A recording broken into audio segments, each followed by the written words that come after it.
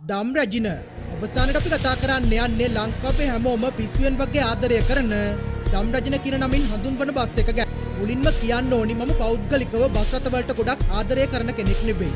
දම් රැජින බස් එක මේ වීඩියෝ එකට ඇතුළත් කරන්න ප්‍රධාන හේතු දෙකක් තිබුණා.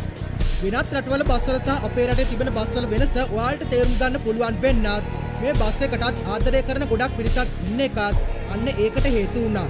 ඒ විදිහට ගොඩක් දෙනා ලංකාවේ බස් මොඩිෆිකේෂන් කලාවේ මුල් පුරුක විදිහට මේ දම් රැජින බස් එක හඳුන්වනවා. මේ බස් රථයේ තියෙන අලංකාර සහ විශේෂාංග නිසා ලංකාවේ ගොඩක් දෙනා අතර ප්‍රසිද්ධ බස් රථයක් වෙලා තිබෙන අතර හැම දෙනාගේම අවධානය දිනා ගැනීමටත් සමත් වෙලා තියෙනවා. ඉතින් බලනකොට පේන ලස්සන පෙනුමත් තාක්ෂණික පහසුකම් සහ විනෝදාස්වාදය සඳහා ඇති පහසුකම් මේ බස් රථය බොහෝ දෙනා අතර ප්‍රසිද්ධ වීමට ගොඩක් ලොකු බලපෑමක් උපාසි ආසන Wi-Fi ෆෝන් charge කරන්න පුළුවන් හැකියාව ෆෑන් සහ වෝටර් ඩිෆෙන්සර් පහසුකම් එක්ක තියෙන විශේෂ බස් රථයක් කියලා අපිට මේක හඳුන්වන්න පුළුවන්.